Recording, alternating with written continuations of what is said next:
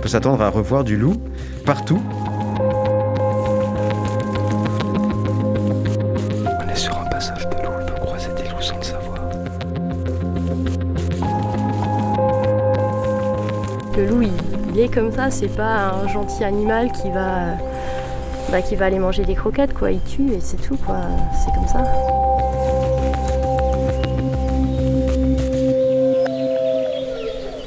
J'habite dans le massif vosgien où les loups sont revenus récemment. Quand j'étais petit, je jouais au loup dans la cour de récré. Je le dévorais des yeux en regardant les illustrations inquiétantes des vieux livres de contes de ma grand-mère. Et puis, je l'imaginais tapi dans l'ombre quand j'allais me promener dans l'un de mes endroits préférés, le ravin du loup. Un petit chemin qui serpentait entre de grands sapins jusqu'à une petite cascade, un endroit sombre et mystérieux. Je me dis que c'est fou et fascinant d'imaginer que cet animal mythique est de retour, en chair, en croc et en poil. Et ce retour du sauvage a fait bourdonner plein de questions dans ma tête. Pourquoi et comment les loups sont revenus? Où sont-ils? Est-ce qu'ils peuvent attaquer l'homme? Pourquoi c'est si compliqué, parfois violent avec les éleveurs? Avec Pascal, le preneur de son, on a eu envie de suivre les traces du loup, de rencontrer des gens qui le connaissent bien, qui le subissent parfois, et de vous embarquer dans l'aventure pour trouver des réponses. Dans les Hautes-Alpes, dans le Jura suisse, dans les Abruzzes en Italie où il n'a jamais disparu, et ici, dans le massif vosgien. Est-ce que vous pouvez lever les pieds ou j'ouvre tout? Oui, non, on va lever les pieds, on va faire un effort quand même. Parce Parce que c'est électrifié, c'est ça? Oui, c'est électrifié, oui. D'habitude, quand le loup est de retour, ce sont les éleveurs qui sont les premiers informés, et c'est brutal. Donc Isabelle Descombes, donc je suis agricultrice à Bourg-Bruche. Je me suis installée maintenant il y a 3 ans et j'ai une attaque de loup sur mon troupeau de vaches. On va aller les voir, elles sont assez sympas. Allez, viens les filles. Hop. Étoile. Allez, viens. Farandole. Allez, viens. Donc Farandole, c'est la vache dont le veau a été prédaté. C'est une vache qui est très gentille. Elle est un peu, comment dire ça, sensible. Ça m'a beaucoup touchée que ce soit celle-là plutôt qu'une autre. C'est une vache qui est vraiment très très gentille. C'était un veau qui était tout jeune? Ouais, c'était un veau de la veille, donc il avait un jour. Et puis ouais, c'est moche quoi, ça l'a vraiment traumatisé. Il a eu vraiment beaucoup de mal à s'en remettre.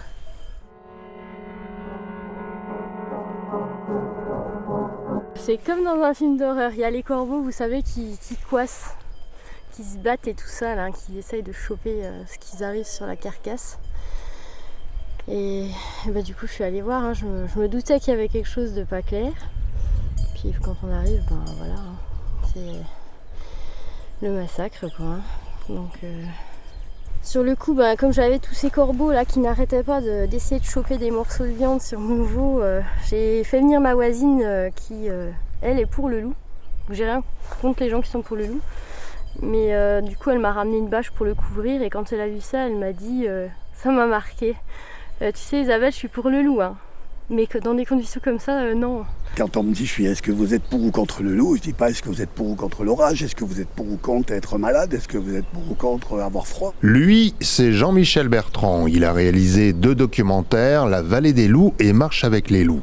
Il les a filmés chez lui dans les Hautes-Alpes et les a pistés jusque dans le Jura.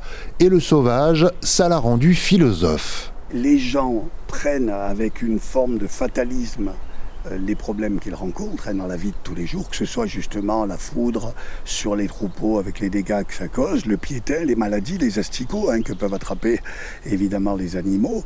Donc ils prennent certains problèmes avec fatalisme et puis le loup, c'est le drame. Le loup, il est comme ça, c'est pas un gentil animal qui va aller manger des croquettes, quoi. Il tue et c'est tout, quoi. C'est comme ça. Ben, la vache qui est là, c'est celle qui a la cloche. Hein. Ça l'a marqué, je l'ai rentrée à l'étable. Elle était pas bien, ça c'est clair, quelques jours. Et après, bon, l'hiver s'est passé et moi, c'est pas que j'y pensais plus, hein, on l'a toujours dans la tête. Mais j'ai lâché la vache avec les autres et je me suis dit, bon, ça repart, quoi.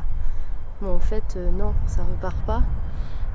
Pendant, je dirais, une bonne quinzaine de jours, en fait, elle a pas voulu aller au pré. Elle est restée devant la porte. Donc ça veut dire qu'elle a pas mangé et qu'elle a pas bu. Il a fallu tous les matins et tous les soirs que je la rentre et que je la sorte pour qu'elle puisse manger et boire. Parce qu'en fait, elle avait tellement peur d'aller au pré que même ça, elle voulait pas le faire, quoi. Mais elle a été traumatisée, ça c'est clair. C'est une dimension en fait que les gens ils prennent pas en compte. Enfin, je pense qu'ils s'en rendent même pas compte en fait que ça peut. Alors nous, ça nous traumatise, mais les bêtes, je crois que c'est encore pire. On se rend même pas compte que ces animaux ils peuvent avoir une mémoire, qu'ils peuvent être choqués, être traumatisés, quoi. Enfin, moi, c'est vraiment une expérience que je souhaite à personne. C'est dur.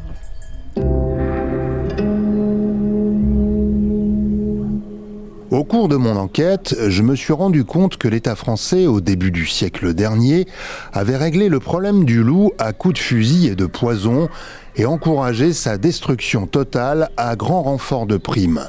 Le résultat, c'est que dans les années 30, les loups ont complètement disparu. Ce n'est que 60 ans plus tard qu'on les a revus en France.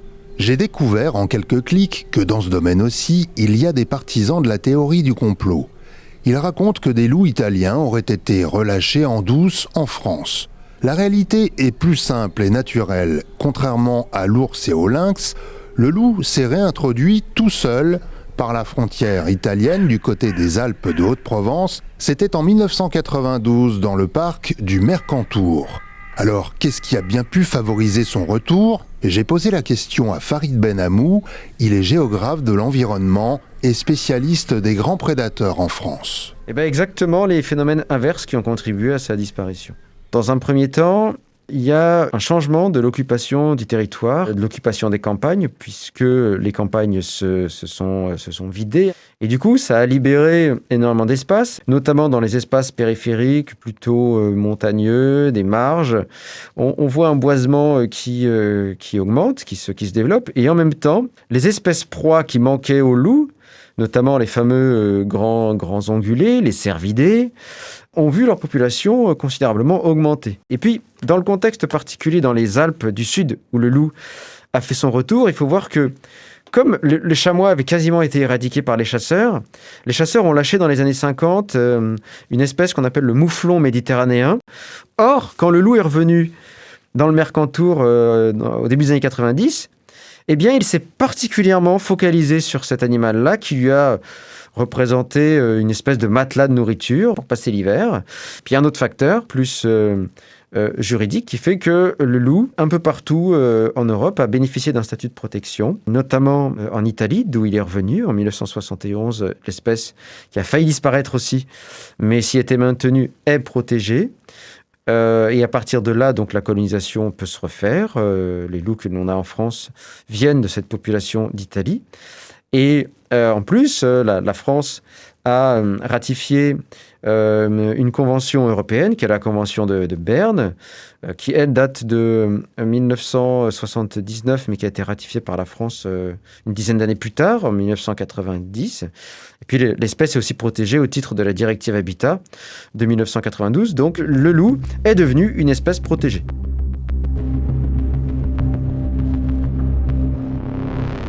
Ben voilà, on arrive à la ferme des Maillères. À quelques kilomètres de la ferme d'Isabelle, cette éleveuse qui me parlait tout à l'heure de sa vache traumatisée. Les Maillères, eux, sont bergers itinérants. Habituellement, leurs 800 moutons broutent au champ du feu, à 1000 mètres d'altitude. Mais comme on est au début du printemps, ils sont encore en bas, dans la vallée, à la ferme. Chez les Maillères, on est berger de père en fils, mais les anciens n'ont plus envie de parler des attaques du loup. Ils disent que ça ne sert à rien. Alors, ce sont les plus jeunes, Simon et Jérôme, qui nous les racontent. Bonjour. Bonjour. Ça fait 2 ans, on s'est fait attaquer 2 fois de suite, le 8 et le 9 juillet 2019. Donc les attaques ont eu lieu où et quand ? Au champ du feu, à 300 mètres de l'auberge Hasman, donc en plein mois de juillet. Combien de bêtes ? 6 agneaux en tout. Qu'est-ce que ça fait le matin quand on retrouve son troupeau ? On n'est pas préparé déjà pour commencer, c'est la première fois que ça nous arrivait. Et puis, donc on nous appelle parce qu'il y a des moutons partout qui divaguent, qui traversent la route, et c'est pas prévu, quoi. Donc, et ensuite, il y a toutes les démarches administratives. Donc on a passé une demi-journée à faire les constats, établir les constats avec les techniciens de l'OFB, quoi. Voilà. Est-ce que vous avez pensé aux loups tout de suite quand vous avez retrouvé votre troupeau? Oui. Surtout. Il y avait déjà des voisins qui avaient été attaqués quelques temps avant, quoi. Donc on s'en doutait un petit peu qu'il y avait de fortes risques que ce soit ça, quoi, hein. Et puis même on va dire l'allure de la carcasse, quoi. C'était pas un dégât d'un chien ou c'était un peu consommé quand même, et la manière dont ça a été tué, c'est quand même assez particulier, quoi. C'était pas un lynx non plus, quoi. Le lynx on a déjà connu aussi. Et ça n'a rien de similaire. C'est pas une belle mort pour un animal, quoi, de se faire dévorer comme ça, quoi, hein. Tous les animaux étaient tués de la même manière, quoi. C'est aussi ça qui nous a fait dire qu'il y avait peu de chances que ce soit un chien errant ou un chien domestique qui s'était échappé, quoi. Là, les animaux avaient vraiment toutes les mêmes blessures, quoi. C'était pas une surprise? Non, c'était quand même une surprise, mais disons qu'on avait des indices. On sait qu'ils remontent depuis les Alpes depuis des années, quoi. Et puis il y a déjà eu des attaques dans le Haut-Rhin, et là ça venait tout doucement chez nous, quoi.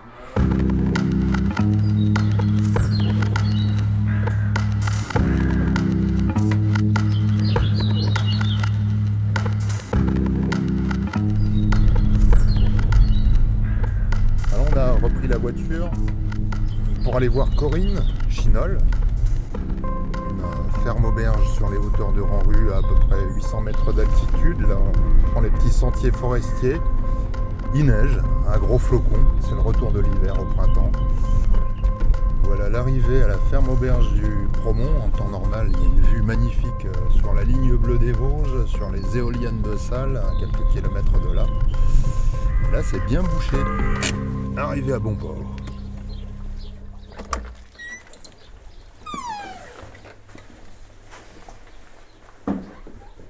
Bonjour. Bonjour.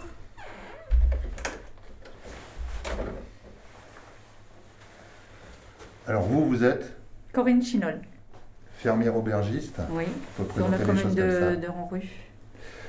Confronté au retour du loup Oui, d'une manière un peu brutale. oui, très brutal parce qu'on s'y attendait pas du tout.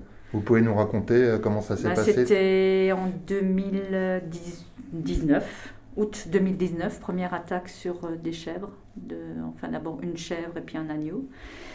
Et c'était vraiment très très bizarre. Les moutons étaient très très apeurés. Ils étaient descendus à la ferme parce que c'est un parc en bordure de forêt à quelques mètres de la ferme. Et ces moutons, le matin même, ils étaient tous en bas, regroupés, en ayant très peur. Et donc on est allé voir et il y avait une chèvre qui a été attaquée, mais très très bizarrement. Donc on a tout de suite appelé les gens qui s'en occupent. Je crois maintenant ça a changé de nom, c'est l'OFB. Et on a eu un peu de mal puisque c'était la première du Bas-Rhin, donc ça a mis un certain temps pour vraiment que les analyses mais ça s'est avéré un loup. Et on a eu une deuxième attaque en 2019 aussi, je crois que c'était l'automne. Et là, on a eu en décembre 2020 sur un Island, un nouveau-né. C'est vraiment ce qui vous a heurté et choqué, c'est la nature des blessures, la sauvagerie? Oui, la sauvagerie, parce qu'en fait, il ne mange pas trop, il tue, il aime tuer, le loup. Il n'a pas mangé beaucoup après ces animaux. Pour les éleveurs, c'est sûr que c'est une inquiétude, un stress et un travail en plus. On est dans un contexte de reconquête des différents massifs par les loups. Ouais. Pour l'instant, il n'y a pas de meute ici, mais les spécialistes disent que ça finira par arriver. Bon, il faudra faire avec. On va subir. Je veux dire, on n'aura pas le choix, je crois. D'autant qu'il faut s'attendre à revoir du loup partout. C'est le géographe Farid Benhamou qui me l'a dit. Parce que le loup se régule tout seul et que quand une meute grossit, les jeunes vont voir plus loin, toujours plus loin. Le loup, c'est un animal qui est sociable, qui vit en groupe, qu'on appelle des meutes, qui ont des liens très forts. La meute, c'est grosso modo une cellule familiale avec un couple reproducteur, donc un mâle et une femelle, et leur descendance. Ce groupe est lié à un territoire, 250, 300, 350 km², sur lesquels il y a sa nourriture, ses proies, les espèces qu'il va chasser. La quantité d'animaux chassables, elle est limitée. Donc, les populations de loups ne peuvent pas proliférer, contrairement à ce qu'on peut lire parfois dans une certaine presse, on va dire à sensation. Les loups ne peuvent pas proliférer sur un territoire, parce que la ressource alimentaire, elle est limitée. Et comme elle est limitée, eh bien, il y a des tensions au moment de la reproduction qui naissent. Et ces tensions poussent les jeunes, ce qu'on appelle les jeunes louvards, qui ont 1 an ou un peu plus parfois, à partir. Et c'est eux qui peuvent aller coloniser de grands territoires. Ils peuvent faire quelques dizaines, quelques centaines de kilomètres. On a même quelques records à plusieurs milliers de kilomètres. Le record est détenu par un loup slovène qui a fait 2200 kilomètres de Slovénie jusqu'en Italie. Et à l'heure actuelle, on peut dire que tout le territoire national français peut être colonisé. Le loup revient et il va aussi continuer à alimenter notre imaginaire comme il le fait depuis la nuit des temps. Une bestiole sur laquelle on projette plein d'émotions contradictoires. L'historien Michel Pastoureau, spécialiste des couleurs et des animaux, a beaucoup travaillé sur le bestiaire central, un petit groupe d'animaux qui joue un rôle important dans le monde des symboles de l'imaginaire. Et le trio vedette de ce bestiaire, c'est le corbeau, l'ours et le loup. Il vient de très très loin et jusqu'à aujourd'hui, il occupe dans l'imaginaire européen en tout cas, mais pas seulement, une place considérable. Cet intérêt peut s'expliquer par la présence physique des loups, autrefois sur tous les terroirs, non seulement de l'Europe mais de l'hémisphère nord, et une présence souvent inquiétante, dangereuse. Pendant longtemps, les hommes et les loups ont eu les mêmes proies. Pendant longtemps, les loups se sont approchés des habitations où ont fréquenté les mêmes lieux que les humains. Donc il y a une espèce de rivalité et en même temps de fascination.